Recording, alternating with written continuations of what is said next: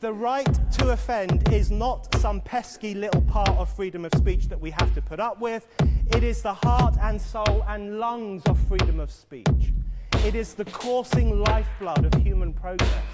It is the instigator of liberty and modernity and science and understanding. What a laughing stock today's student leaders are, that they can so casually dismiss the right to be offensive without realizing that their lovely, enlightened lives are the gift of individuals who gave offense. Offensiveness is not just something we have to begrudgingly accept. Offensiveness is the motor of human progress. Now broadcasting from the Right to Offend Media Studios in sunny South Florida, bringing you the latest in politics, current events, art, and pop culture. This is the Whitfield Report Live with Sam Whitfield. But giving offense is good. In fact, it's essential.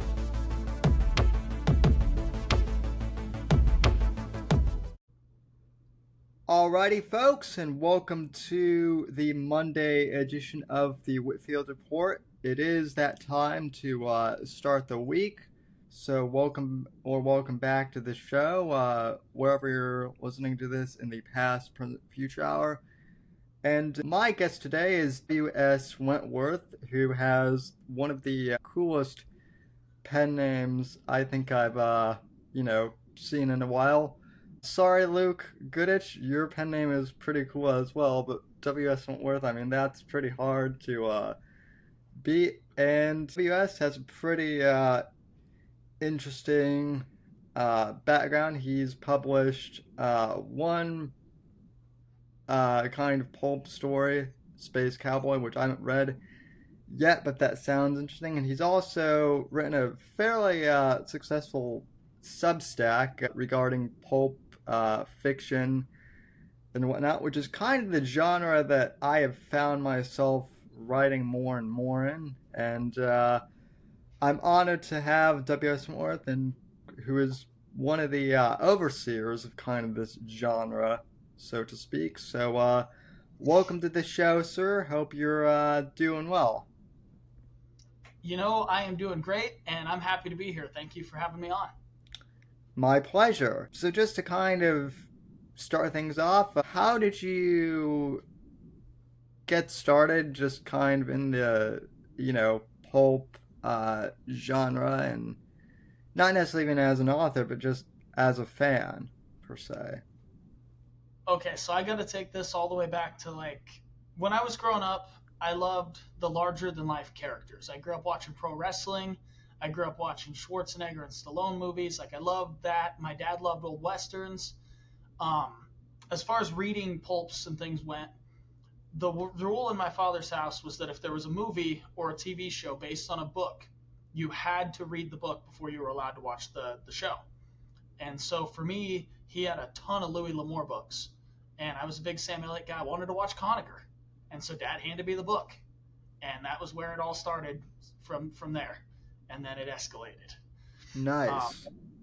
I got into high school and I took a intro to media arts class, and my teacher in that class made us all watch the old it's a serialized short. You can find the whole thing. I think it's only like an hour and a half long on YouTube nowadays, but it's black and white. It's called The Masked Marvel, and it's about this dude who is trying to stop. It's a crime syndicate. The leader is of an Asian ethnicity. I don't know if it was Yakuza or like a Yakuza analog, but it's like a crime syndicate trying to start plant bombs, and he runs around in a little black mask. And I thought that was awesome. And that's where that noir pulp vibe came into my life was through that teacher. Yeah, it's very interesting that you mentioned that, because I also had a teacher in high school who was very much into the pulps as well. When I was in high school, Netflix was kind of just becoming a thing, and so there was the whole binge watching craze that started with House of Cards. And I remember one of my teachers actually said, well, back in your grandparents' day, there were these things called pulp magazines that just had like individual short stories, and people would binge read those for hours, and they were the precursors to comic books, which I'm a big comic book collector myself. Not so much anymore, but I've got like basically I don't have the space,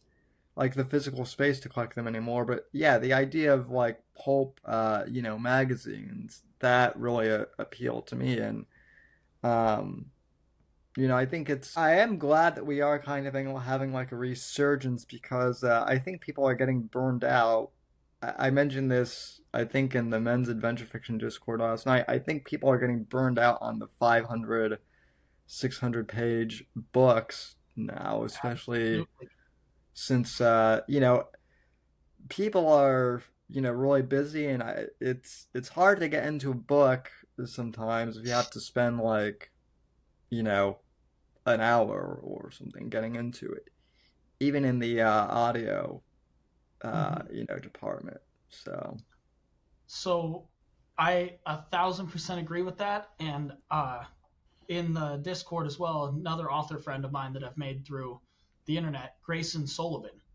Grayson D. Sullivan has talked a lot about how novellas need to make a comeback.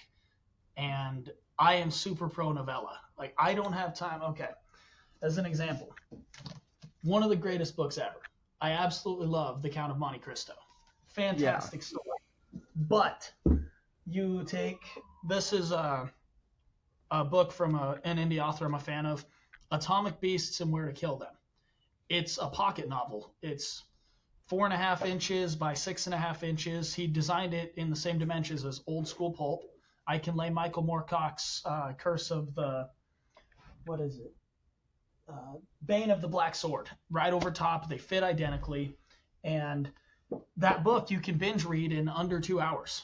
You can just sit down, have a whole book read, and it's a great story. All action, no filler. Books need to be more like that, in my opinion. I don't yeah. like overly bloated books that my wife runs a book club, and a lot of the books that she reads, I look at them and they're really, really thick. And I've talked with her about this. I listened to an audiobook of one of the books that she listens to, and it's really popular amongst women right now. It's The Court of Thorns and Roses. I listened Yes. to the audiobook of it, and for the first, I want to say it was like 6 hours of the audiobook, almost nothing happens. And I was just like, how is this the most popular thing right now? And I don't know. I feel like for me personally, for my tastes, the pulp style is better. It's Yeah. straight to the point. There's It, no bull crap. so it's funny that you mentioned that your dad had the rule that you had to read the book first, Hmm. before you could, because like, I didn't always do that, but like what I would do is like growing up, I loved watching the James Bond movies. I've said before on this Yes. podcast and elsewhere that like James Bond is probably my favorite fictional character. Obviously, I grew up, watching the movies, but once I was a teenager, I got into reading the books and loved those as well. The books are, they're on the longer side of like pulp novels, but you can still read them fairly, fast. I was just thinking, while you were talking how your dad, made you read the books, I'm like, I wonder how WS's dad would feel about the Game of Thrones books, because I watched the show like a lot of other people did, but then I tried to read the I tried to listen to the first audiobook of Game of Thrones, and it was so slow. Like I was just like, man, there's no way I'm going to, you know there's no way I'm going to listen to it. And I just gave up listening, because you can't spend 3 hours in a forest and have nothing happen. And I Yes. mean, yeah, Game of Thrones, like, I understand why people love the show more than the books, because, like, the books are, you know, I'm sure there are some people who can really get into them, but there are just books like that are really tough to get into when there's so much filler. So, Mm. One of the hardest ones of those, you got to read the book for the movie ones for me. I was in third grade when The Fellowship of the Ring came out. And I remember yeah. seeing the trailer and I went, Dad, that movie looks awesome. I want to watch that. And he said, well, son, here you go. And he went over to his bookshelf and he handed me The Fellowship of the Ring. And I saw how thick that book was. I'd never read a book that big in my life. And I was just like, oh, it's one of those. Oh, man. The thing with C.S. Lewis, though, and I've noticed, like, my problem with George R. Martin in particular is he'll spend like 3 hours trying to, like, describe what a forest looks like, or what like a snow-covered mountain, which is fine initially, but it's like I know what like a snowdrift Yep. looks like. You gotta leave some stuff to the artists, to the reader's imagination. So, Yes. it's just like Grayson and I were talking this morning in the Discord too, when we're recording this, and we were talking, like, I love Jack Carr, but I don't need to know, like, what James Reese's kitchen appliances look like in an excruciating detail either. So I was reading about that and I thought that was hilarious. There's taking it too far. Like I yeah, believe one part of the discussion was guns. Do you describe like the make, model, and caliber? And I believe it might have been you, it might have been somebody else, but somebody mentioned that their character had a 357 Smith & Wesson. It was a 357 Magnum Smith & Wesson make, but they only say that once, and then through the rest of the story, it's just the Magnum. And I'm like, that's well stated for me. yeah, I read a series, or I guess I didn't read. I listened to an audiobook series. It was a post-apocalyptic one. I love post-apocalyptic sci-fi stuff, and the more close to real life it is, the better. But my story, I mean, it's got mutant monsters and stuff. It gets a little less real. But in this thing, when they're fighting National Guard guys that have gone rogue, he's describing, the man took his M4A1 rifle and raised it, and I'm just like, okay, we know the National Guard uses the M4. Like, you don't got to say that every single time you describe somebody taking a shot. It's a little too far. yeah. Yeah, no, I mean, and that's the other thing too. Like, if you're not really a gun guy, like I like guns, but I'm not one of these people who is, like, painfully, like, meticulous about them either. If you're like one of those people who loves guns and whatnot, then yeah, that stuff is cool. But if you're just like a casual, gun guy, is like, well, you can describe, like, a machine gun just by saying, like, a machine gun or something. But like, I don't really, it doesn't really matter to me that, like, a certain caliber is used to kill a terrorist or something. It's like, as long as the terrorist is dead, it doesn't matter, what caliber punched a hole, An AK-47 is an AK-47. I don't need to know if it's a Kalashnikov or if it's a Wasser or a Chinese knockoff. I don't need the specifics. It's an AK. I know what that is. So, I guess to kind of continue on, we could nitpick at other authors all day long, but and I'm sure we will at some point. So, what made you want to transition from just reading this stuff to writing and taking that leap? Okay, so it's kind of a fun adventure. It goes back quite a ways. In high school, I loved writing short stories, things like that. I took a fantasy literature and a science fiction literature course that were both electives through the same teacher that taught the media arts. He was also my speech, debate, and drama coach. Like, He was a super nerd, my favorite teacher by a lot.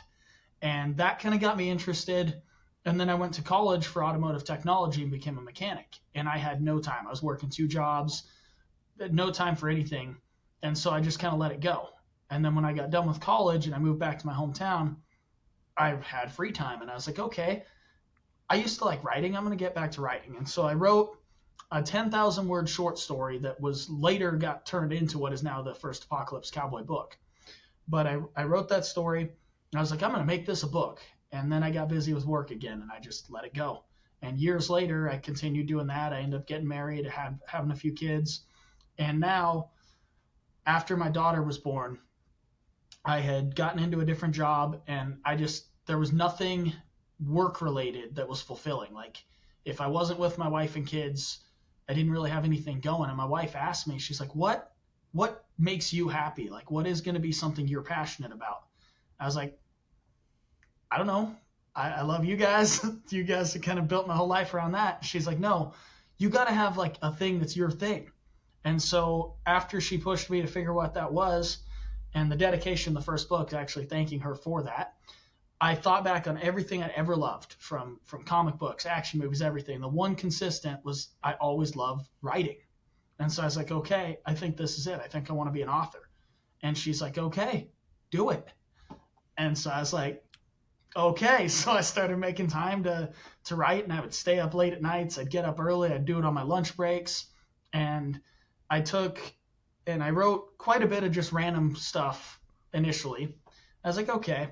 And then I wrote a story called The Mongrel and the Monster. And I'm not going to get too far into the plot, but essentially I wanted a sword and sorcery story, but in the Stone Age. And so I took this character he's a mongrel because he's a half-breed. He's part Neanderthal and part Homo sapien. He doesn't understand that. Those names didn't exist back then, but he knows that his mom's people were much more tribal and animalistic, and his dad's people were much smarter, and they made maps and stuff. And so he kind of goes and finds his own way in the world, and I've got other short stories planned of his adventures, but in this story, he finds an Aztec analog society, and for the first time in his world, he sees a sword, which in that version is a macahuitl, but he sees it, and he's like, you can take a man's head off in one swing. I need that. I'm going to take that. And so he comes up with his plan on how he's going to get into this temple and steal this weapon that they're sacrificing people with. Well, they're sacrificing people to an evil god. Evil god shows up. It's a whole thing. But anyway, that story is the one I sold to Savage Realms, or haven't sold it yet, but I've submitted it to Savage Realms Monthly, and they've accepted it, and that'll get published sometime in the future. So I don't want to spoil too much of the plot. I've had a couple friends read it. Grayson has actually read it, and he was saying in the Discord that I had to make sure I brought it up because Krokar the Mongrel started everything. From there, the Midwinter Witch, which is on my Substack, that is actually the protagonist of that is a descendant of Krokar. And the Order of the Mongrel Sons exists in multiple different stories I've written over. Essentially, his lineage goes across the whole timeline, and it's different points in time. I can just pick and write a story about one of Krokar's descendants in this period and this period, and I've like built a whole world based on this one dude who was just a total I don't know if I'm allowed to say like what I'm allowed to say on the cast. You can curse and swear here. It's fine. Okay, this guy's a badass. He is kicking ass, taking names, yeah. And as was the thing back in the day, he's getting all the women, Conan style. It ends with him getting the babe. Yeah. And throughout the years, he had a lot of different children. He was quite prolific. And so each one of those bloodlines goes and starts branches, and later down the road, his descendants are also great heroes or villains. And that was all that. But going back to the Apocalypse Cowboy one, I'd written the short story. That was awesome. I submitted it. It took like 9 months to hear back on that. So I just that was out in the ether. And I was like, okay, what other things could I do? And I started looking at other short stories I'd written. And I found this one from 2017, Apocalypse Cowboy. And I went, that's pretty cool. And I reread it and I went, I could do something with that. So I fleshed it out and I turned it into a full story. Well, I submitted it to a friend of mine and was like, hey, dude, beta read this for me. Tell me what you think before I go too far with this. And he goes, have you thought about writing it in first person? Because I think it'd be a more fun read in first person. And so I rewrote the whole thing in first person, and sure as hell, it was a way better story. And now that's that, and it ends in a cliffhanger, and I've got a bunch of angry people telling me I need to hurry up, get the second one finished, and that tells me I did something right. Yeah, yeah. That's always great when you make something and then people are like upset that you're not churning stories out fast enough. So Yes. yeah, that's like the best feeling in the world. Well, what's funny is a novella, Shadows of Deception, as a short story, like 10 years ago, now, and it initially was titled differently, and and so that was before I started college. Well, then Okay. once I started college, and this is a bit ironic, so I'm an English major, and my degree is in professional technical communications, which basically involves like a ton of writing, ironically. But the ironic thing was I was so busy, like writing, stuff for business and whatnot, that I never had time to like write, any fiction or anything like that. And then this is what I always explained to people, because people were like, why'd you stop writing fiction for so long? And I'm like, well, it's not that I don't enjoy writing, but it's like when you have to constantly, write stuff for like, college and whatnot, it can get a little, at the end of the day, if you've spent like 6 hours like writing something, you don't want to open up yet another word processor window or something like that. Yep. So, um, so I had been writing like all this nonfiction stuff, and then after I graduated college in 2022, I started I started my own freelance business. But then I was like, okay, well, what else do I want to do? I've had the podcast for years, and I've already kind of, I wouldn't say conquered that space, but like I've already, established myself there. So what else do I want to do? And someone said, well, why don't you start writing again? And so I went back and I re-examined the first short story, American Instinct, that I wrote, and That's I where still, it comes from. yeah, that's where my publishing in print. So American Instinct, like, I like it because I love it for the fact that like it was my first short story that I wrote when I was 19, but at the same time, like the same reason why I love it is the same reason why I kind of, I wouldn't say hate it, but like I wrote it as like I wrote it as just kind of like a first draft, and then published it, and there were issues. And the other thing was, when I wrote it, it was like I wrote it in 2014, and the world changed so much from when I wrote it, that I was kind of like, I don't really know how to continue. So I basically did like a remake of it, and basically improved, everything I did with Shadows of Deception, and it came out way better. And I wasn't really expecting to sell, that many copies of Shadows of Deception, but it took off like gangbusters. And the other thing that's interesting though too is, um, at first when I was writing this, I'm like, hey, I'm thinking of writing a novel. And one of my friends who wasn't, he's not like big into reading. He's like, man, that's awesome. And like if you like write a novel, like I'll buy a copy to support you, but I probably won't read it. And I'm like, why? And he's like, well, because I work all day and I just don't have time to like read a big novel. And I'm like, well, what if I wrote a novella? What if I wrote it as a novella? Well, what's that? It's it's kind of like a novel, but it's only like 200 pages or something like that. Just the best kind of book. The Yeah, in my opinion, like those are the best books. Well, I don't know if you ever get this question, but like the two questions I always get from people who don't know about novellas is A, wait, those exist? Which I get that question like more than They always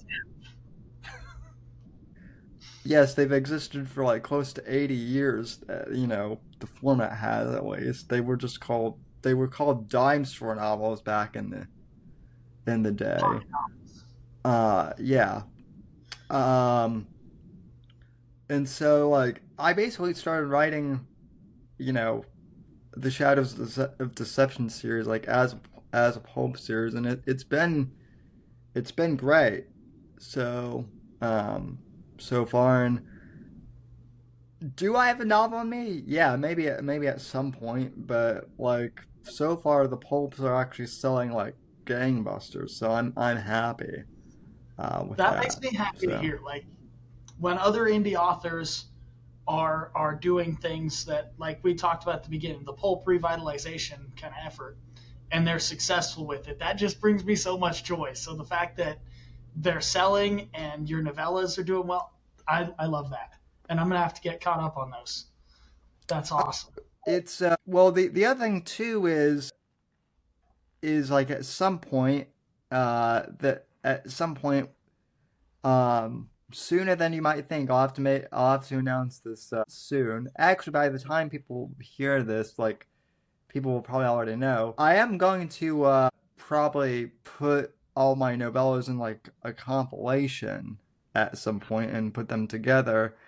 And so in that sense, like if you read all the pulp novellas together, it does form one like long novel too. So, and that's how a lot of other pulp authors I met like do their things too. It's like it's a novel just broken into different parts. So That is how I'm doing my Apocalypse Cowboy series as well. So book one yeah, ends on a cliffhanger, but you've got a complete story in there. You've got the bounty hunter that was gonna take the woman and child in, turn him in, get his money, had a change of heart, decided to save him instead. One thing leads to another. He gets betrayed. Next thing you know, he's in prison. Cool. It's a whole story. It's wrapped up tight. It's fun. Book two, okay, he's got to escape prison. It's literally called Slate City Prison Break. It's going to be its own self-contained story, but it also ties in directly to the end of the first book. And I plan to, once I've got 5 or 6 of them together, it'll be long enough to invest in an audiobook. And on my YouTube channel, I have a trailer for the first book, and it was narrated by Moose Matson, who's the official audiobook narrator for Savage Realms Monthly for their audiobooks. And him and I nice. met online, and we chatted, and I sent him a copy of my book when I first published it. Like, hey, man, check this out. Tell me what you think. And he recorded this audio and was like, hey, I recorded this for you. You can use this. Make a trailer, do TikToks, whatever you want to do, but this is my thing I made for your book. And I was like, oh my gosh, that is awesome. Thank you. And I used it for the audio for my trailer.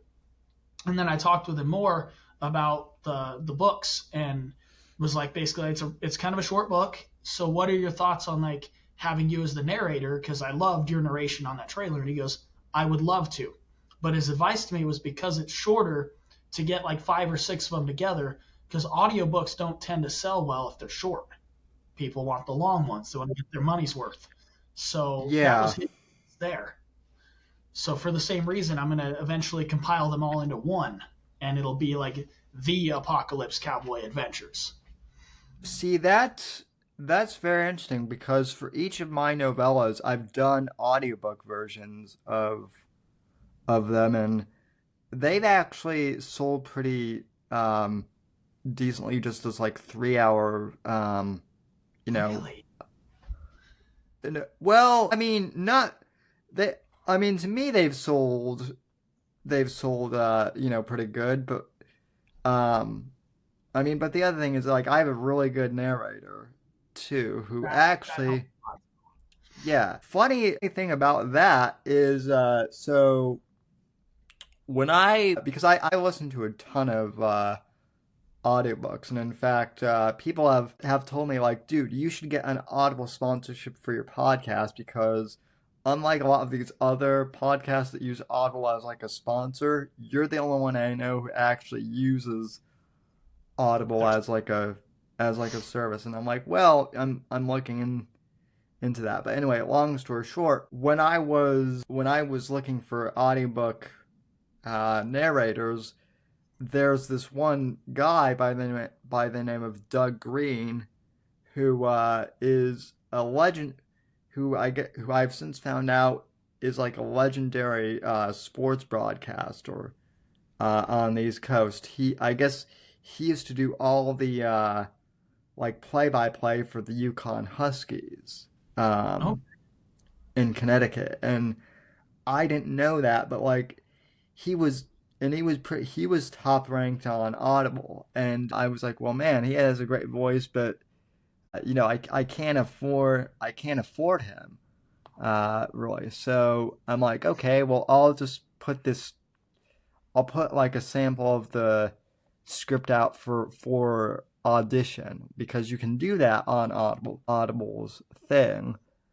And lo and behold, he actually like sent an audition himself, and I'm like, no way. That is so So cool.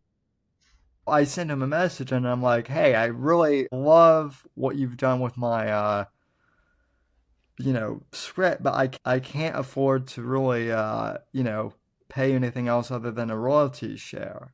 And he's like, well, I'd be happy to narrate because everyone always wants me to do like nonfiction business books and motivation stuff, but I've always rarely get the opportunity to do any sort of fiction or military thriller work. So I'd be happy. So like now we're on. So now like he just finished book 3, and it's amazing. And that's the other thing too is like I don't know if you've ever experienced this, but like as an author, it can be hard to read your book, to read your own work sometimes because even if it's great, you're always critical of your own work. But Yes. like hearing it, it's kind of like you can separate it out a little bit since it's a different medium, and yeah, it's a pretty interesting. I look forward to hearing one of mine in recording. Um, I've thought about doing that with The Midwinter Witch. I published that story on Substack in pieces, like 1,000 word pieces. And then I've since written what was supposed to be a prologue, but ended up I loved it so much I made it chapter 1 of the book. Like it's part of the main story now. And I've fleshed that one out so people that read it on Substack, if they buy the book, they will get something new. It's not just the same story.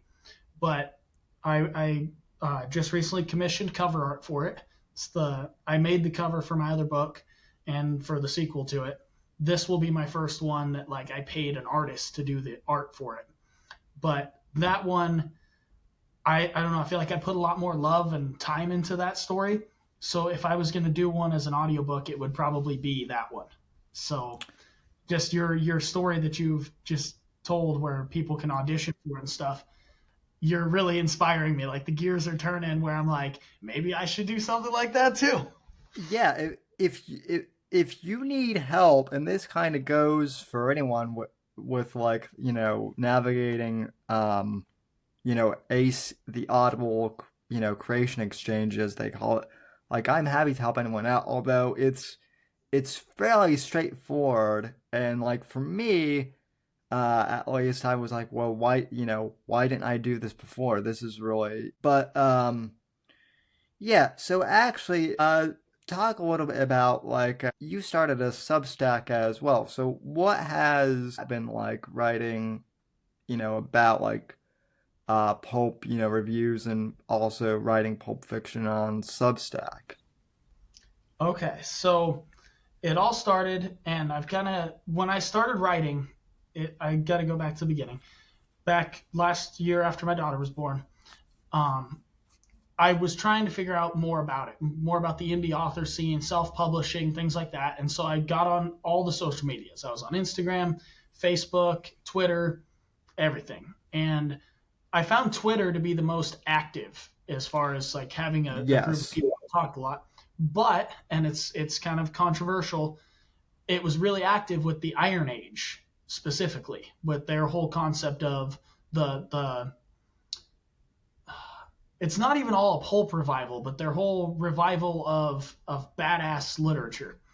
And there was a lot of guys in that movement that I got to chatting with, one of them being Rob Rhymes. And I was like, okay, this guy seems pretty cool. And I subscribed to his Substack. That was how I first found the platform. Yeah. And I saw the kind of posts he would do, keeping people updated on his stuff. And he's got a book that is a short story compendium. And for a while, he would take short stories out of that and publish them on his Substack. And I was like, wow, this is a really cool thing. And I don't want to say like I ripped off Rob's thing, but like he inspired it heavily for me to get started. And I was like, okay, I'm going to do this. And I'm going to review other indie authors' books. Yeah. And I started doing it. I mean, I was already like meeting indie authors and starting to talk to them a lot. And I never like full on gave myself the Iron Age title. Like I never said I am part of the Iron Age, but I consider myself Iron Age adjacent because I've got a lot of friends that are a part of that movement. Yeah. And through that, some of their books were books I reviewed. And then I was writing short stories. Like I've got one called The Snowplow Man, and it's the closest that would fit in like our adventure fiction Discord, the whole theme we go for there. And that one's about like this badass old man who is plowing snow on a hard winter night and sees a van off the road and goes to see if he can help. And there's some girls tied up in there, and he finds out they're being trafficked and gets them safely into town and finds the guys that were trafficking them, that when the van went off the road, they basically caught a ride into town and just went to the diner and left the girls in the van. So he gets the girls to safety and goes in and has a rumble with the guys in the diner. And that's a whole thing. But it's like, I don't know. I found the short stories to be really fun. And then Anvil Magazine would put out like a photo prompt, and they'd be like, here's your prompt for the week. And there was one that was like this cyborg looking woman. And I was really inspired by that one. So I wrote this story where you've got your Elon Musk analog, who is like the evil tech billionaire. You don't know he's evil at first. You just know he's a tech billionaire. And he's got this thing that is kind of like Elon Musk's Neuralink, only I called it Cerebral Sync. And everybody's getting these implants. Well, what you find out is that he had created an AI. And this AI was becoming sentient, and it wanted to take over humanity. So it was getting him to get everybody to get these implants so that it could then take over and run humanity like a hive mind. Well, the military, or not the military, but the government was kind of catching on to this, and they were not okay with it. So the government was also developing an android. And so the hive mind hacks the android, makes it start killing politicians that are anti-AI and anti-tech development. And basically all of the adversity against this AI rising to prominence gets killed. Well, there's a psychologist who is like doing research, and I believe I made her a professor, and her whole thing is she's anti-social media. And she finds out about this AI thing, and she's like, this has to be stopped. And she ends up being the one that like stops the android. And it was just a really cool thing, but like little things would inspire me to write these stories, and I'd put those on there too. And then the Substack just started building. Well, I wanted to keep people's attention, which is how the Midwinter Witch came to be, where I was like, okay, I'm going to do this in like 1,000 words a week. I'm just going to drop these stories. And that got people to start noticing. And then from there, like it was just kind of like organic growth. And I use it to promote other indie authors. And then I went through some job change stuff around April of this year and really just fell off the face of the earth for a while.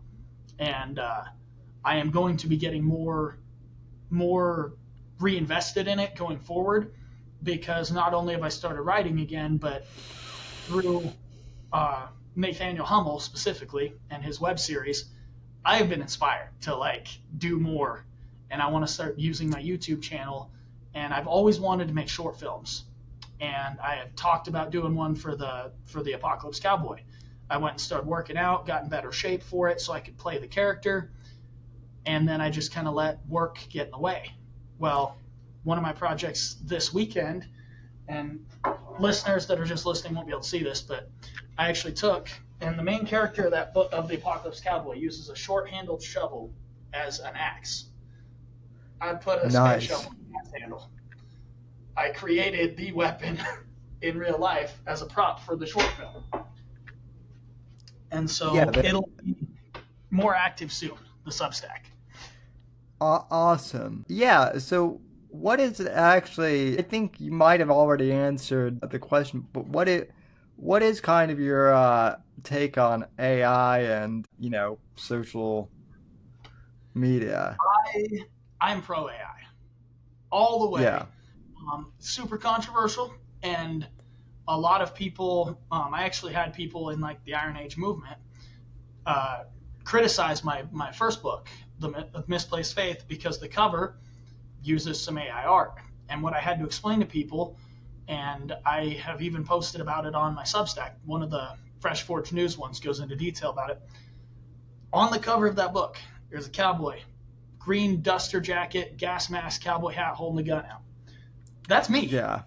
I have the costume. I wore the costume. My wife took a bunch of photos.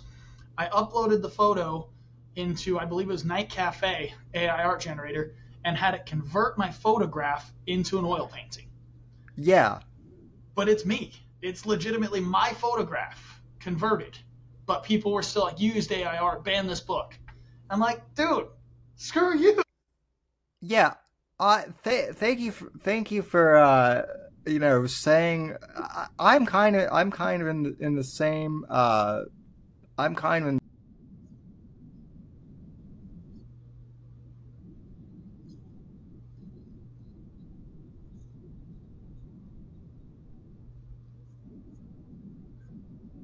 I admire that. I admire your openness with that. You're not actually writing. It's the AI who's doing the writing, and I'm like, okay, then. Well, like, and I try and point out people, I'm like, because what I literally do for like a lot of stories is, so just kind of backtrack a bit. So while I was in college,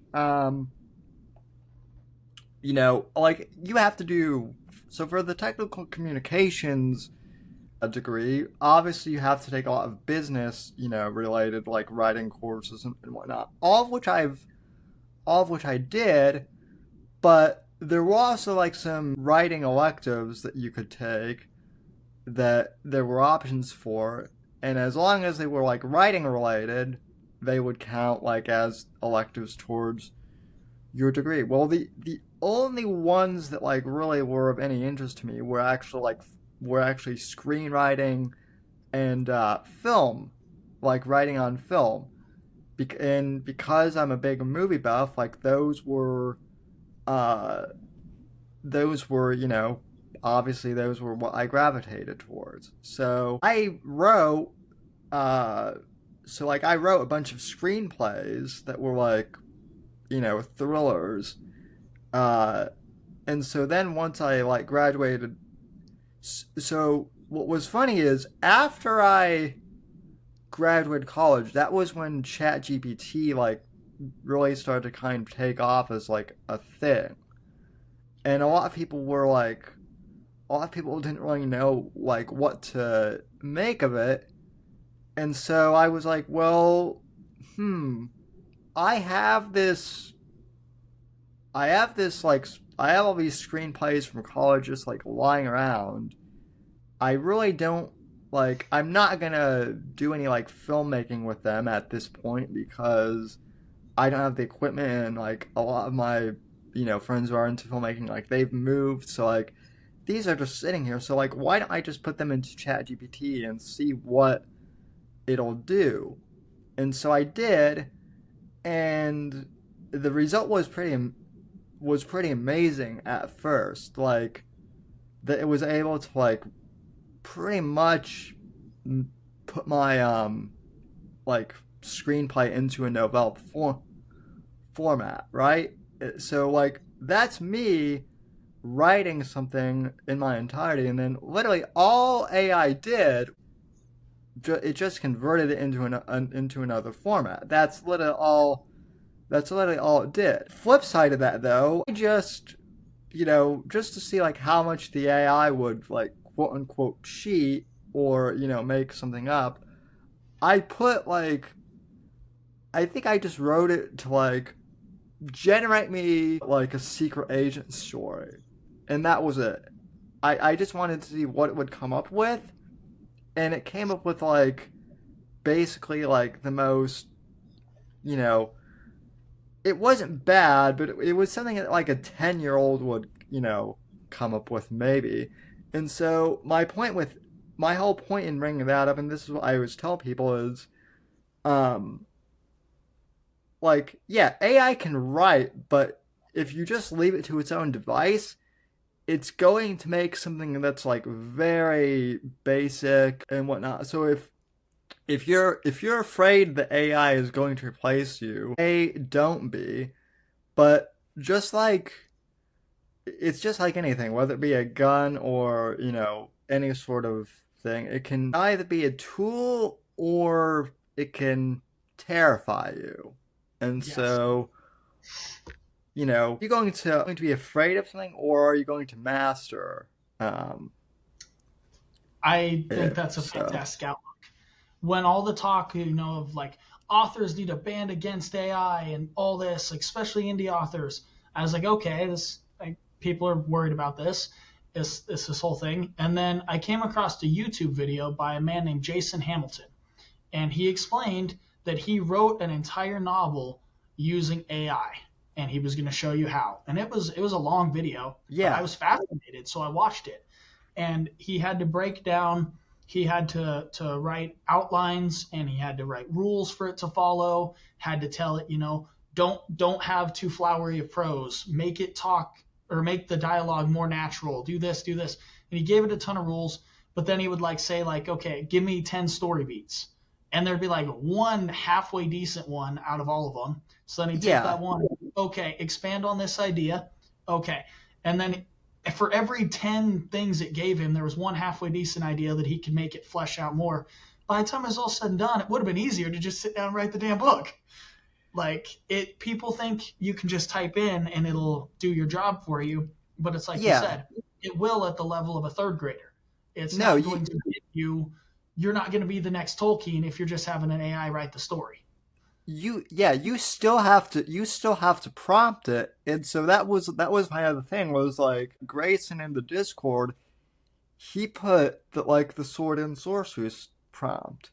And Mm-hmm. as much as I love sword and sorcery, like that's out of my, like, I'll admit, like that's out of my wheelhouse, like as an author. So I was like stumped for like a week, like, man, like, and I'm like, well, I'm like, why am I like making this overly complicated? I'll just do what I do for like other stuff, which is to put like my writer's block into Chat GPT. And so basically what I said was, um, I think, take this, make an outline in the sword and sources format.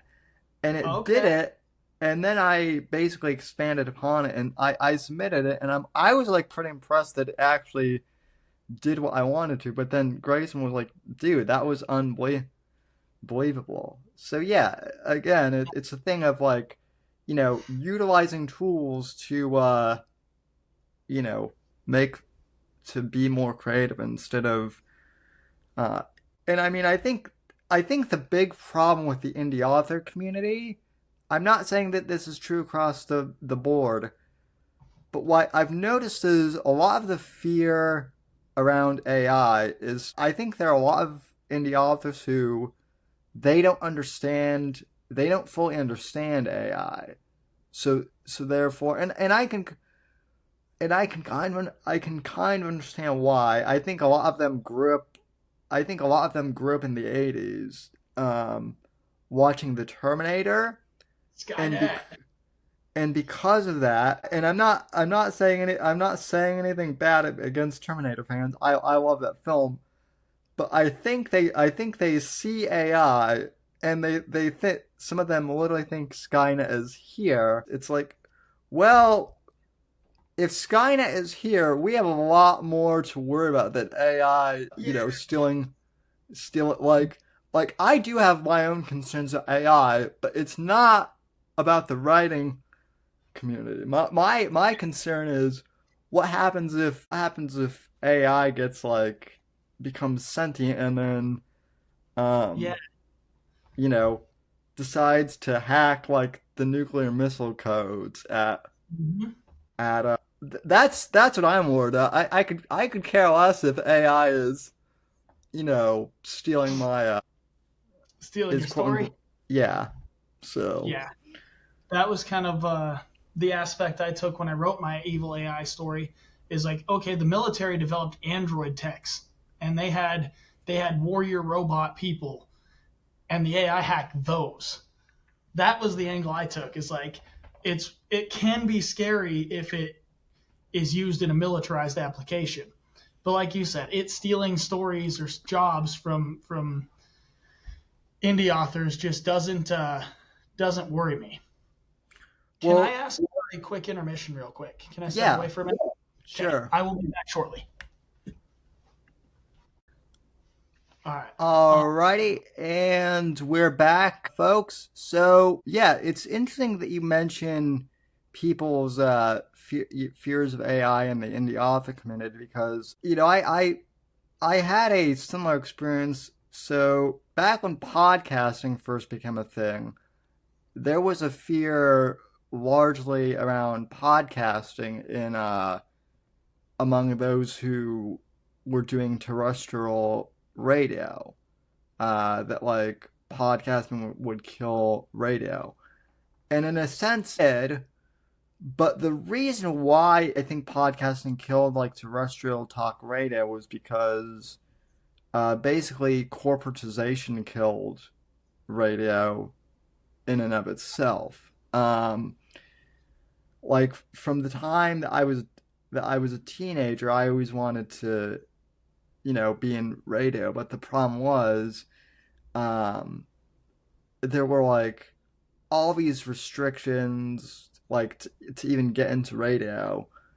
Um, you basically I had to like you know already know someone like in the industry or something, right? And so podcasting, and not just for me, but for like other, a lot of other people, just offered people the opportunity to like talk like what they know, um as opposed to having to like go through all these barriers to entry. And in fact, my co-host on the my other co-host on like the live Whitfield report, he and I talk about this often. He was a radio guy for like 20 years, but he said that, like the industry got to the point where like um basically for like every 5 minutes of talk you have like literally like 30 minutes of commercials now. And so really like and really you can't talk anything on radio anymore, so because like everything is is considered so controversial now Mhm. that like all the stations care about is like earning the ad revenue, and that's it. So, and basically, like I think the same thing is kind of happening with like a lot of the big book publishers too. I think book publishing in and of itself is changing so much. Like if you can get published, good for you. But like I've just heard so many um, horror stories of people like trying to get into publishing and they either get outright rejected, or if they get accepted, they end up with like a horrible, you know, contract that they're stuck in, and you know, which is like really baffling. I actually have like a close friend of mine. I'm sure you know who he is. He's really big in the indie author scene. I don't know. Do you know who Eric Bishop is by chance? I've heard the name. Yeah, he. So Eric wrote the Bodyman series, and he has a really interesting story, because when I first met him, he hadn't even like written the Bodyman yet. But then he wrote, or I think he had written it, but he hadn't published it yet. And so when I met him, he was getting ready to get the Bodyman published. And when I first interviewed him on my podcast, he had submitted the Bodyman, and it had gotten accepted by one of the smaller indie, kind of like one of the smaller publishers, and it did fairly well. But then when he went to write the sequel to the Bodyman, Breach of Trust, which I actually have a copy of that right here, the publisher didn't want it. They liked the Bodyman, but they didn't like Breach of Trust, which was weird because like he had already set up like the narrative that Breach of Trust was going to happen. So they outright rejected it, and so he was like, well, I'm not sure what to do. So long story short, the publisher that he was with, they went out of business, and he got the rights back to the Bodyman. And then what he did was he republished like a kind of like a director's cut of the Bodyman that was like his original version that he had always wanted to publish. And what he told me was he actually and Eric, if you're watching and I mess something up, forgive me, but from what he's told me, I think he's sold at this point more copies of the Bodyman in its self-published edition than he did with the traditionally published That's version. freaking awesome.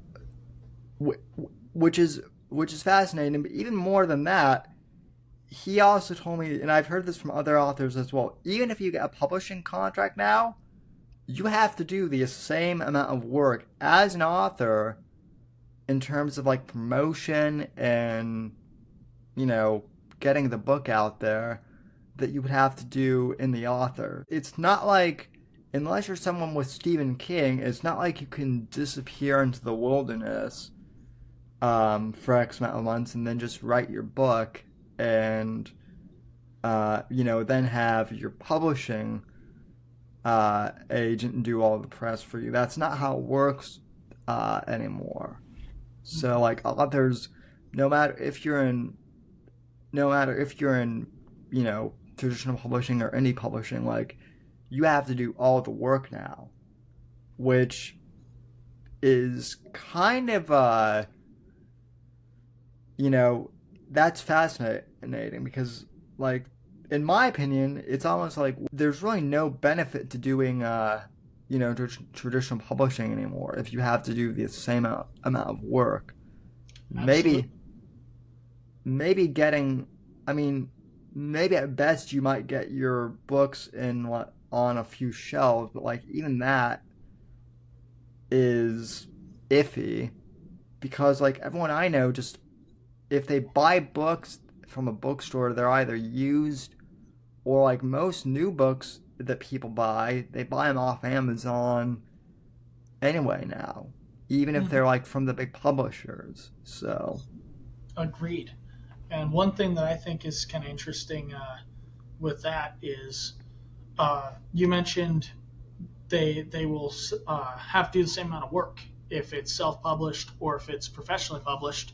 yeah. And through the big publishing houses, some of the stuff that I've read about and see the experiences I've seen people talk about having is like, okay, they do this, but then they have to do all their own advertising. They have to do all this different stuff they're contractually obligated to do. It's like you said, they're doing as much or more work, and they're pocketing less of the money. I mean, it just is. It's an interesting thing. And the other thing that I think is interesting about indie books versus mainstream publishing books, and this is something I've seen criticized a lot in the indie community, mainstream books, the covers, they're not interesting anymore. It's just random objects and some pretty font. And I've got a couple of cool indie books I can grab off the shelf real quick that have covers that actually grab your attention. And you look at something like Morona Grant and The Lost Tomb of Golgotha. The author is an artist, and she did some incredible art for this cover. And it's an incredible adventure story. And then you look at like Rob's newest book, Devil Killer Fenric.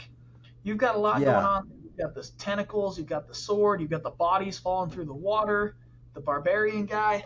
There is so much that goes into an indie cover that you look at a mainstream cover and it just does not have that same feeling. Yeah, let me see if I can. I might have to take my headphones off here to reach it, but so as kind of proof of your example, so my latest novella, The Dogs of War, I might have to I have to turn off the portrait mode here.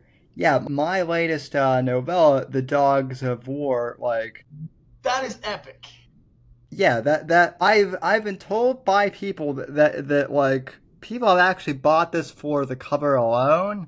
They haven't even like I actually have a friend. He's like, I bought this for, and I'm like, well, have you read the book? He's like, no, I can't get past the cover. It looks, but yeah, like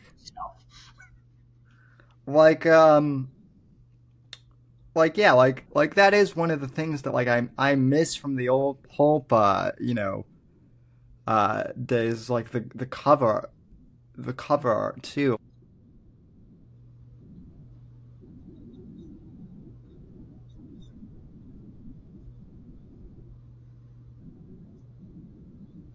That's literally what we do. If the cover draws me in, I'll read the blurb. And if the blurb is good, I'll buy the book. But if the cover doesn't draw me in, there's a bunch of other books that do. Yeah, and I mean, I don't. The other thing too is like a lot of like these mediocre book covers now. They some of them like cost a lot of money to make too, and I'm like, for that amount of money, you can at least like be a little more. There needs to be a little more flash to them, but yeah. So got another one here I want to show real quick, and it's an older book, and it's one that I have had for some time. I don't know what the date on this thing is. Check the front info. Okay, this book's written in 1983, and it's won all kinds of awards. It's a Newbery Honor winner, but the book is called The Sign of the Beaver. And if you look at this cover, okay, so you've got a grizzly bear, you've got a young white boy and a young Indian boy that are fighting a grizzly bear, you've got the forest scene. That is epic cover art. That's from 1983. And then you go to a bookshelf right now and you walk through go to Walmart to the book aisle. You're not going to find anything as exciting as that 40-year-old book. And that's crazy to me. Yeah, even like Jack Carr's book covers, as much as I love Jack Carr, like some of his more recent book covers are bland. The Terminalist is really like one of the only ones that like has a cover. Well, the original one, I should say, is a cover that like looks really good. Of course, now they've changed everything because of like the TV show, but like now it's got Chris Pratt, I'm sure. And I mean that definitely does help, but it's like, yeah, you're not not every author is like going to be able to get like a celebrity to to like pose for their book cover or something like that. So one question I have as well. So you've published the Space Cowboy. So So there's it's been not actually a space cowboy. It's a oh post-apocalyptic cowboy. It does take place on Earth 7 years after a meteor shower devastates the planet, kills most humanity, and then it blocks out the sun through the dust in the stratosphere. So it chokes out most of the plants, most of the animals die, most of the population dies. The northern and southern areas of the world that are already cold in our day are uninhabitable. And the middle area is not only hella cold, but we got Great Depression era dust storms that roll through, and like it is a savage land. Picture yeah. Mad Max, but way colder. So what made you decide to do it like a post-apocalyptic uh what arguably could be considered like a western? Those are two genres that like actually fit very well together the more I think about them. I agree. So what did it for me? They're two of my favorite genres. I love post-apocalyptic sci-fi. I grew up through coming up through Boy Scouts, wilderness survival. I'm all about that. Um, I was a member of a group for a while that was like, I'm not going to give them too much info or too much credit because I left the group due to some stuff, but they were like a post-apocalyptic doomsday prepper group kind of. And through that, I got into a lot of the urban survival and things like that. Well, I kept my love of post-apocalyptic sci-fi. The Neighborhood Watch series by E. E. Isherwood, fantastic. Um, those kind of books stuck with me, but I grew up reading westerns. Like that's what I love. So I combined the two, and I made my western story just in a different setting. And like in an alternate world where I'd written this back in the day, Clint Eastwood could be the apocalypse cowboy. My dream casting now would be like Scott Adkins, and then Clayton Rexon could be Michael Jai White, but that's a whole nother Yeah. thing. Um, but in that story, it's your classic. I wanted carry some Western tropes. So there's like a girl with a mysterious background. There's the cold-blooded outlaw who has the change of heart. He's got to save the woman. Um, you've got the badass old mentor character.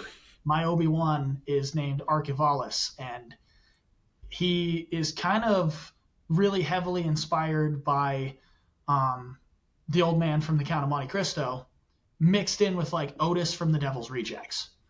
Like he's a Nice. very interesting character. Um, and just like I don't know, I loved the idea of combining those two genres, and there wasn't really anybody doing it. I know of I can think of one's name, but there's like two other authors I found in the indie scene that were writing similar kind of stuff. There's one, her name is R.H. Snow, and she writes a series that takes place in Texas after humanity had mutated. So humans aren't fully human anymore; they're mutated, and it's like a romance as well as an action story. Mine's all action. My writing style, I want anytime I write something, it to be able to be applied to any of my three favorite mediums, which is books, comic books, and movies, action movies specifically. Yeah. So my thought is when I write a scene, I write it so descriptively that if I handed my book to a comic book artist, page for page, they could do panels and like make my story exactly how I picture it.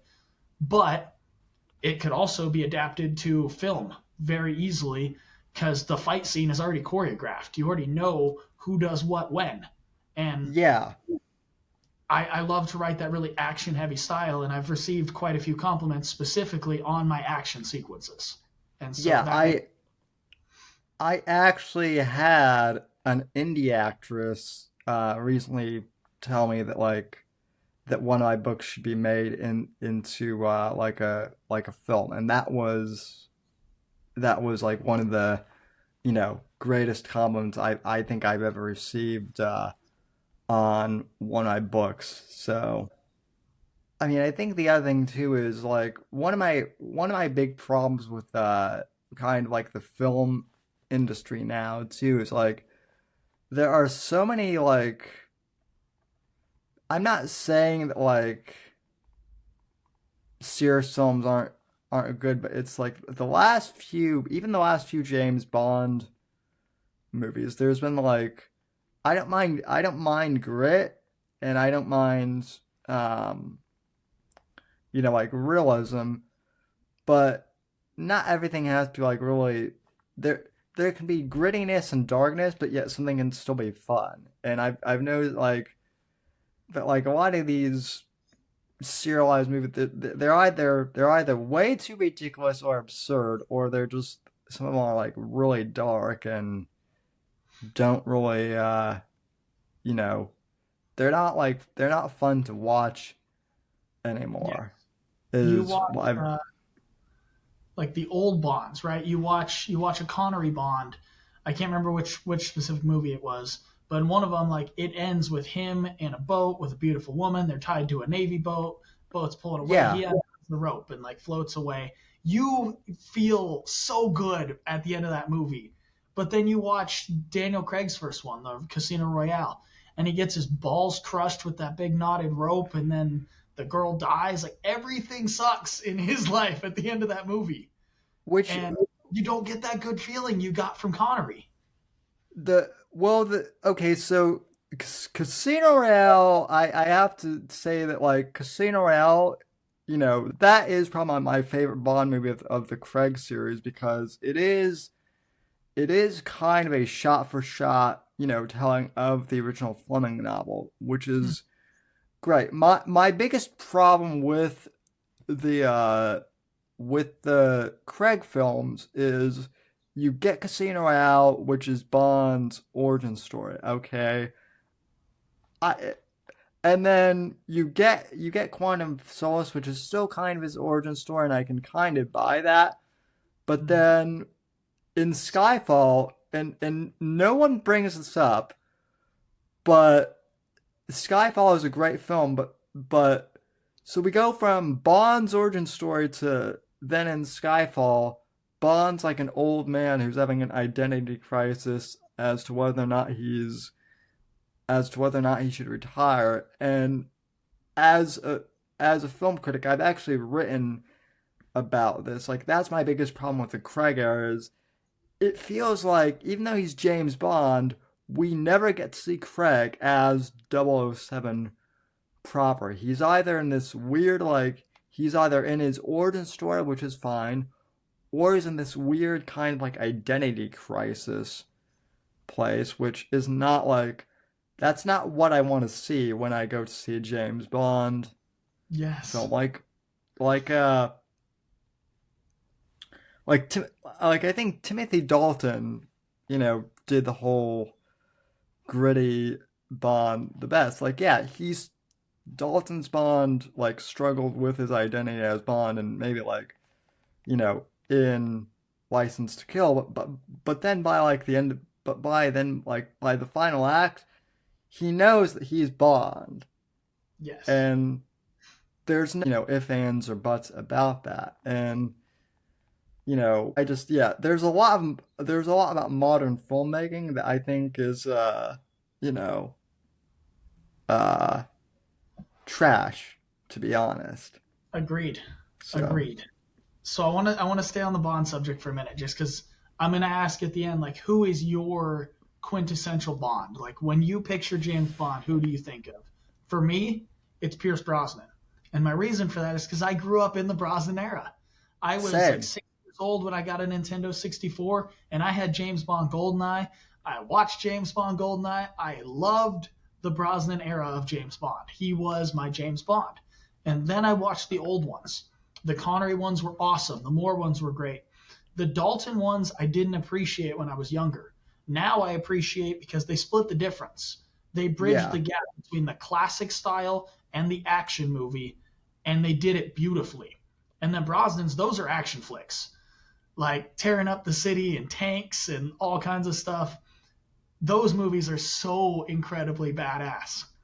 But To me, when I picture James Bond, like eyes closed, James Bond, I'm thinking Brosnan all day. But Yeah. who is your James Bond? I would also say Brosnan.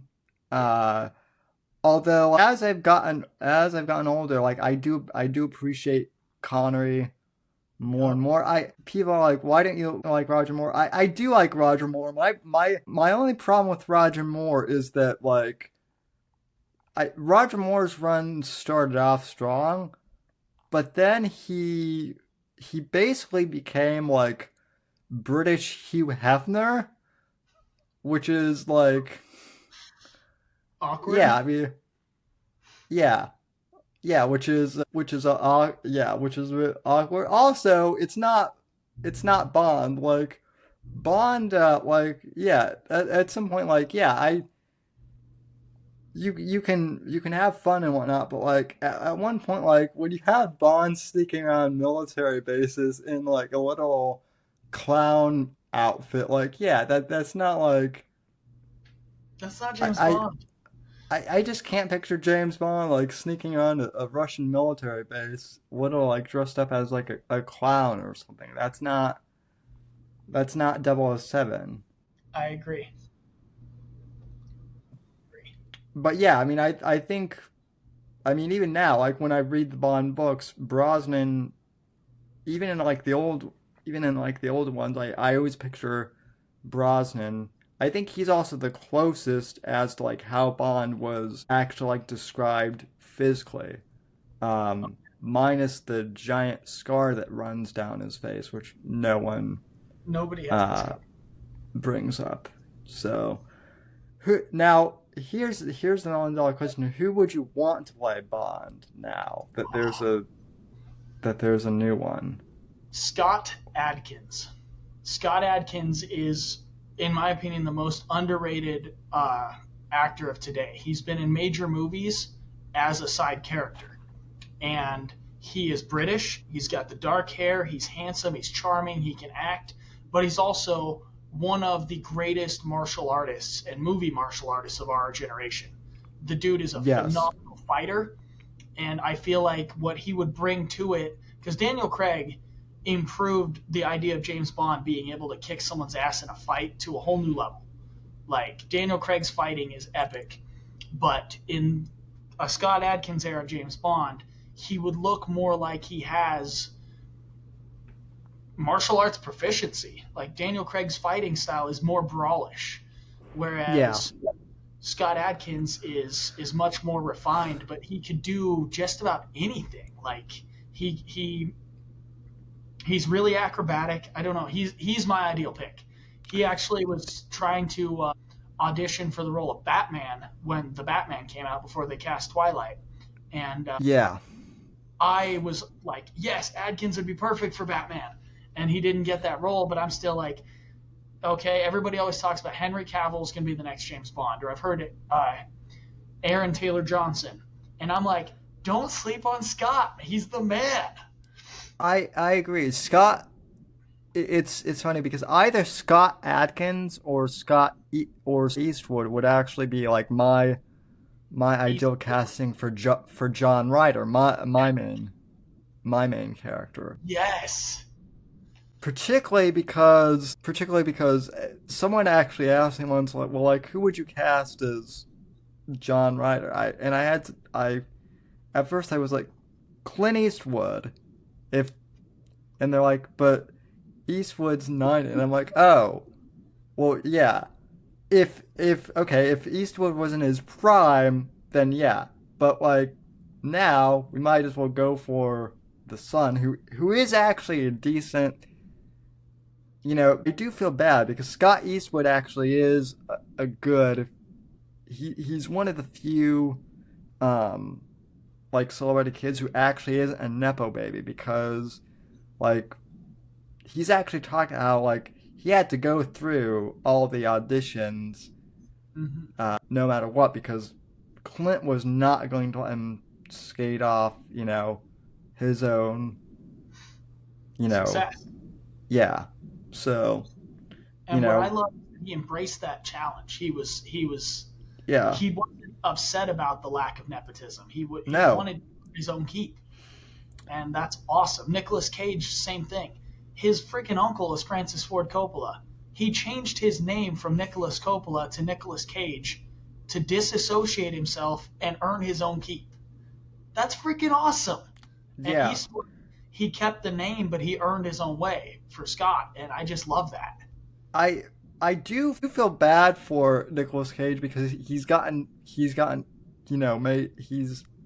of been memed into a joke a bit, but he actually is a good actor. The thing with him is, like, even Nicolas Cage's, like, quote unquote bad performances are more because of, like, screenwriting and not because of him. I love Nick Cage. I'm a huge fan of Nick Cage. My wife cannot stand him. So it's like one of those things where, like, if she's trying to, like, I don't know, schmooze me or something, one of the things that she'll offer is like, we could watch a Nick Cage movie tonight. And I'm like, sweet, which one? Let's do this. Yeah, for sure. The thing that Clint Eastwood that I've also, like, like, he's probably, like, my favorite actor and director of all time. But the other thing I find interesting at him is he actually, despite him being an A-lister, I don't think he was ever, from what I've heard, he actually doesn't really like being, as famous as he has been. I think he enjoys his privacy too, which like, that's the other thing too. Like, at 93, like, I don't mind that we haven't seen in a few years, because the guy is, he's already done his work. He deserves, a quiet life now. Yes. So he gave us the spaghetti Western era. He gave us so much through all of the Western era, in its descent, I guess, in the pre-Tombstone era. Like, he came after John Wayne and split the difference, where John Wayne, the cowboy, is always the good guy. And in Clint Eastwood's movie, the cowboy is a guy that we're pretty sure is on the good side. He was a lot more gruff and gritty and dark, and he changed Westerns and, in a lot of ways, saved Westerns, kept them relevant for long. But then as an old man, he came out and he gave us $1 Million Baby. He gave us Gran Torino. The dude just didn't stop producing greatness. Yeah. Someone actually recently asked me, like, if there was one, like, famous, like, really famous celebrity who you could interview on the show, who would it be? And I've said Clint Eastwood, not only because I'm a fan, but because there's so much that, like, I would like to pick his brain on, like, what, like, I'd love to know, like, what motivated him to, start acting, and what about, filmmaking does he like, and what does he hate, and like, do you ever feel overwhelmed by being Clint Eastwood? So, which, I mean, I'm sure he does at times. So. Oh yeah. But like I said, I knew we would go off on a tangent about, Hollywood some more. But Yes. Anyway, well, to kind of wrap this thing up, what are your projects? What are we looking at next in terms of your projects coming out? And what Okay. are your plans for the future? So I have the Midwinter Witch. Like I said, I got the cover art. I've written the book. Basically, what I've got to finish doing is the formatting, and I want to write an appendix because there's a lot of information to keep track of. And once I get that done, realistically, my goal is probably by the end of October, before Halloween, that book will be ready and it'll be live. Then I will go.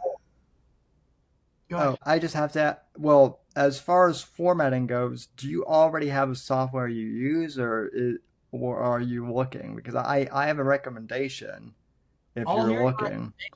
With the first one, it was YouTube and Microsoft Word.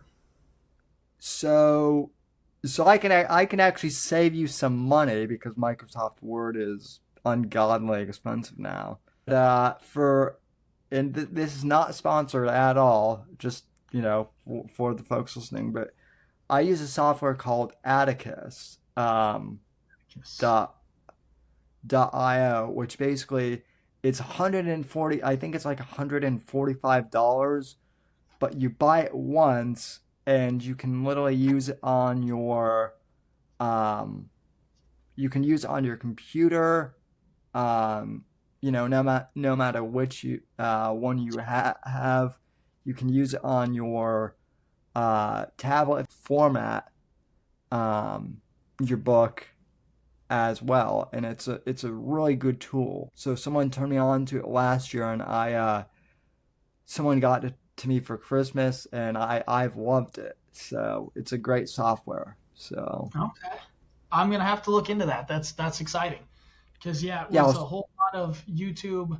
You watch this video on how to make your table of contents, but also how to do the links to make it function so you can do the ebook version. And like formatting the book to print was one thing, formatting it to be a functional ebook was another thing, and it was quite an ordeal. And I've kind of been like sitting back, dragging my feet on having to do that again. Yeah, Atticus makes it so easy too. The other thing is they have tutorials like on YouTube of like how to use it. So it's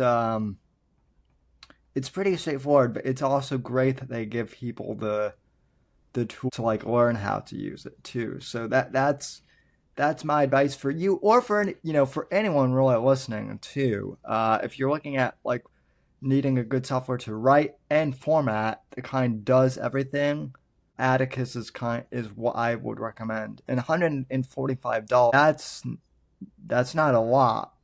Especially as a one-time price, not like an annual fee. Yeah.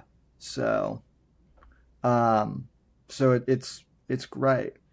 But yeah, the Winter Witch, that sounds exciting, and yeah, your Substack is great. I love that you do reviews of Pulp too. Like that's something that I think is awesome and much needed. Good reviews, and when I review them, like the first couple books, I was like, yeah, this one was like a 7 for me, and then I was like, you know what? Everybody's ratings are gonna be different. I need to do this in a different fashion. So what I started doing is when I rate books, I rate them on a scale of buy or don't buy, and I have found a lot of good books where I tell people like, buy this book.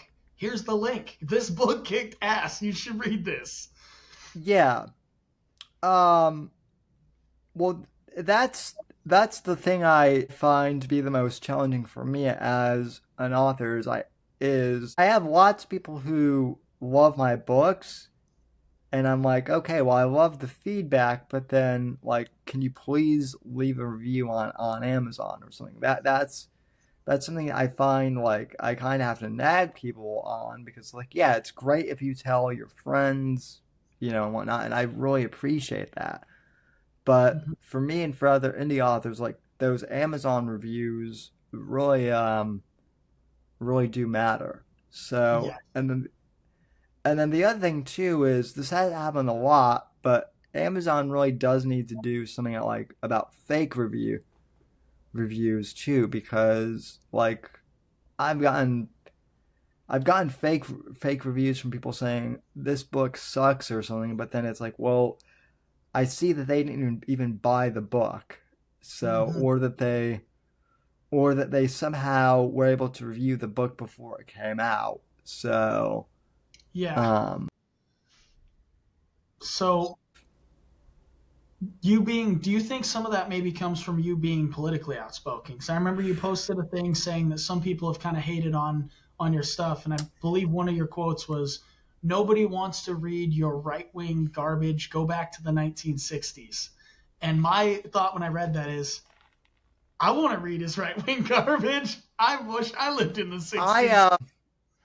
Yeah, so the funny thing about that is yeah, I mean, I'm actually not as politically outspoken as I was. I mean, I am to a certain extent, but I'm not like some radical out there either. The other thing though too is I've recently told people that, like, honestly at this point I don't really care if you think I'm kind of taking the John Milius approach to this whole thing. I assume you know who John.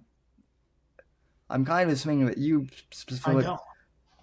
Okay, so John Milius is actually the guy who directed Red Dawn, not the new one, but the original one from the 80s. And he also co-wrote the first Dirty Harry Nice. film. And he's kind of considered like one of the like Hollywood right-wing guys. And he at one point said, like, I can't remember basically verbatim, but some I think someone like reviewed him as like a right-wing fascist or something like that once in one of his things. I think he like wrote a counter piece saying, well, I served in Vietnam so that communism wouldn't come here. So basically, fuck you, and you're a pinka. He basically called the reviewer a commie. Anyway, so awesome. and I recently told someone, I'm like, if you're going to try and cancel me, or if you're going to try and cancel Zach James of all people for basically just posting like basically pictures of him and of himself in tactical gear, you're way too you're too soft. B, you're the type of person who isn't going to appreciate my work anyway. So at that point, if you're not gonna be at least like supportive, then don't buy it. If you don't like my work, don't buy it. Basically. I wholeheartedly agree with that. So I will say, reading that review was one of the things that got me so stoked when you'd said, like, in the Discord, that your guest had to reschedule and you were looking to see if anybody was interested. And I was like, hold on. And I scrolled up and I saw that it was you that had that. And I was like, pick me. I volunteer to pick you. I am thrilled because, as I mentioned from the beginning, and this is also like one of my other questions, kind of like, I don't want to dox you, but like W.S. Wentworth is like a pen name. So I am curious, like, I am always curious, like, how do authors that go under pen names pick their pen names? Well, I kind of told the story about, like, I was working for the state government at the time. And if you Googled my name with my actual first name, it would pop up immediately with my LinkedIn profile saying I worked for the state of Idaho. Okay. The state of Idaho has really, really strict rules when you work for them. Like, straight up, if you and I were coworkers and we were at a barbecue at a non-work function and had an argument, and you went to HR that we argued at a barbecue, I could get in trouble for non-work related conduct. That's how strict their rules are. So when I was getting ready to write books, I was like, I don't want anybody telling me what I can and can't write. That's unacceptable. And so Agreed. I was going to need a pen name to do this. Well, my imprint is Fresh Forged Fiction. And my YouTube channel, when I first started, was Fresh Forged Films, and I've dialed that back some. But my whole concept was Fresh Forged Fiction. I've got a book on top of an anvil as my logo, and I wanted to stick with that name. So I was like, okay, I need it. I need a cool name. And so I was thinking about stuff, and my wife suggested Wordsmith. And I immediately picturing Wordsmith, I had this like image of like a medieval blacksmith hammering out an eldritch tome and runes floating in the air. And it was like this really cool mental image that I got. And I was like, that's the one. I need that. And then I shortened Wordsmith down to WS, and then Wentworth is my actual last name. Yeah. I mean, I think Luke Goodrich has the best pen name because it's just LS. Goodrich, like that's his actual name. I actually tried SG Whitfield for a bit, and then people were like, "Nah, you sound like a British aristocrat with that name, and you're too American." So I just used Sam Whitfield, which sounds like I've been told that sounds like a good author name just in and of itself. So, but I actually tried my first and middle name as my author name initially. When I Googled that, there was a film producer. He's like an Italian movie producer who's like pretty prominent over there, and like his whole everything, his internet presence popped up, and I was like, well, I can't do that. So then I tried a shortened version of my first name with my middle name, and it brought up some soccer player from Spain, and I was like, nope, can't do that either. So then I pivoted and ended up on this one, and I really like it. Yeah, no, it's good, and it doesn't sound too ridiculous either. There are some pen names that sound absolutely ridiculous, but you've got one of the coolest ones out there. So anyway. I appreciate it. Thank you. Well, so aside from the Substack, where can people find you online? So I'm on the app formerly known as Twitter. I believe it's called X now. You can find me on there. I believe it's at Words Wentworth. And I am on Instagram. I am not very active on Instagram. I found no use in that platform when I first started. Like, it didn't do anything for my author. Facebook I'm pretty prominent on Facebook on my author page. And I actually have a Fresh Forged Fiction page on Facebook as well. And then my YouTube channel is WS Wentworth, and that is going to start being more active here very soon. I've started making props and kind of working on some film ideas, and that'll be a good place to find me here soon. Awesome. Yeah. No TikTok though. I've noticed. Thank you for bringing that up. I do have a TikTok. I just haven't really used it for anything. I think I put like a couple videos as trailers leading up to my book coming out.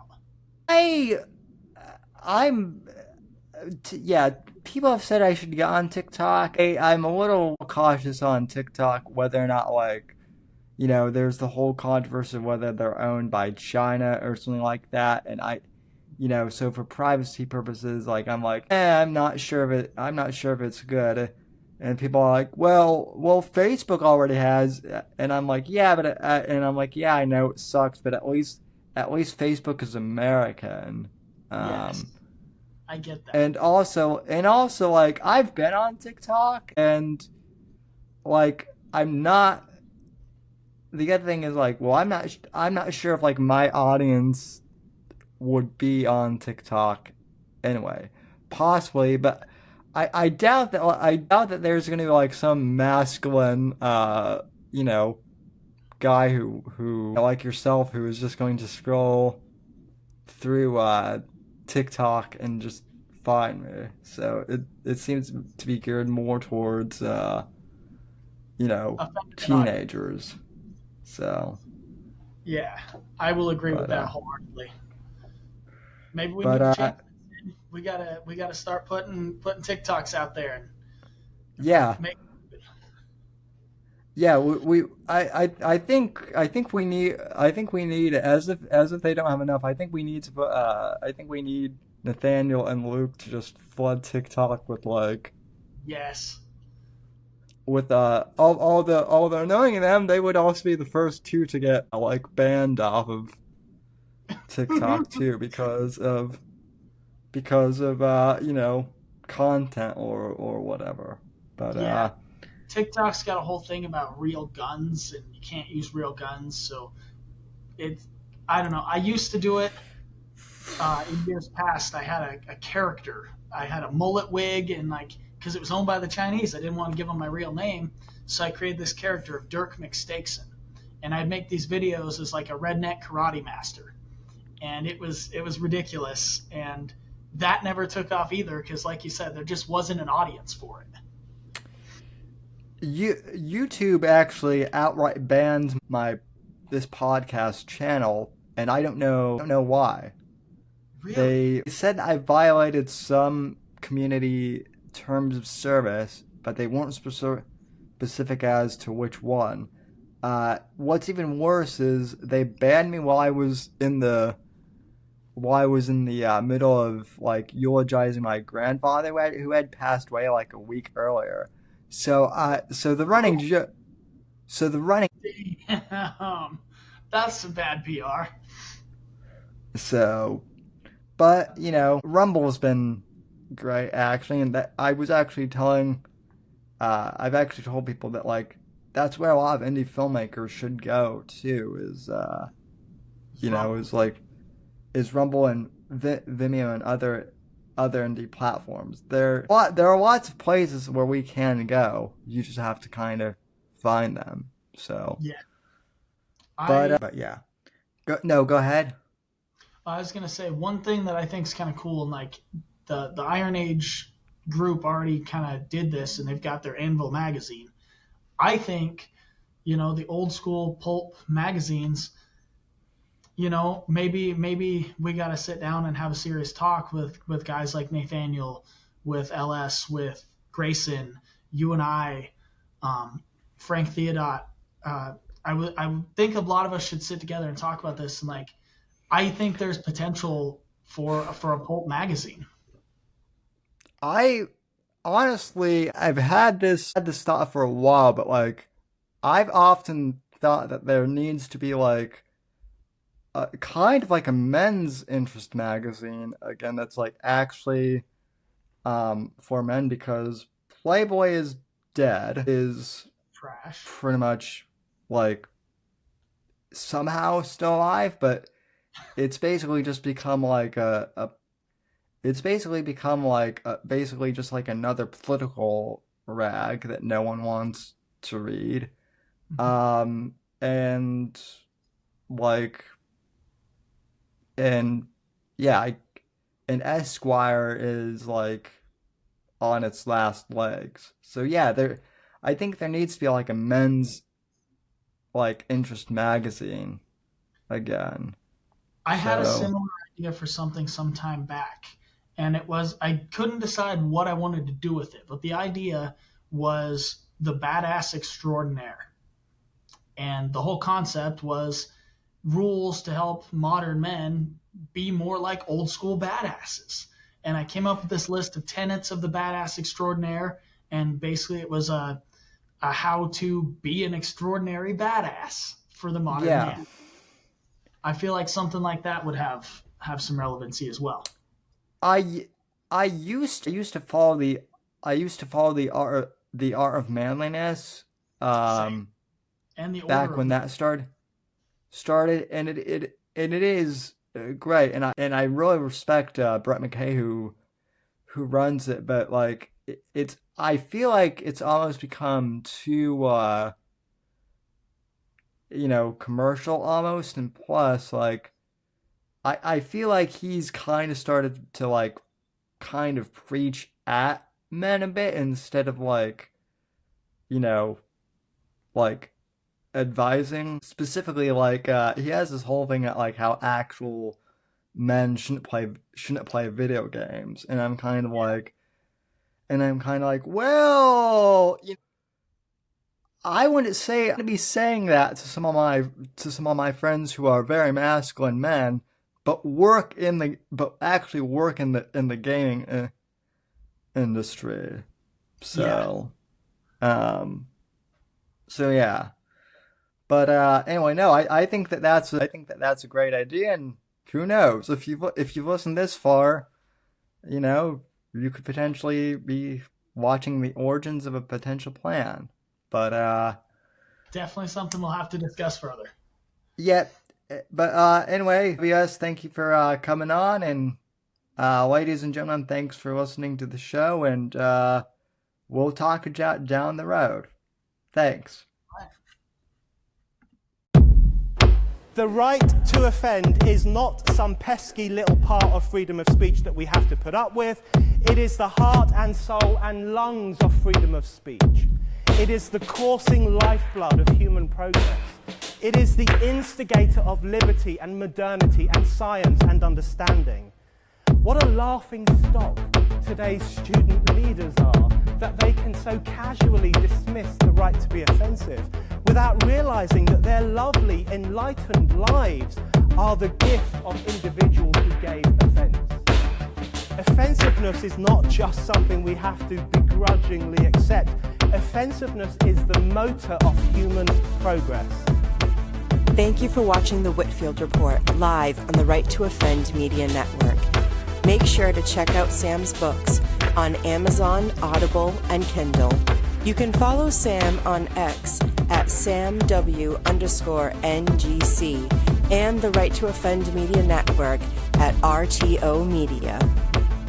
Like, comment, subscribe, and share with your friends.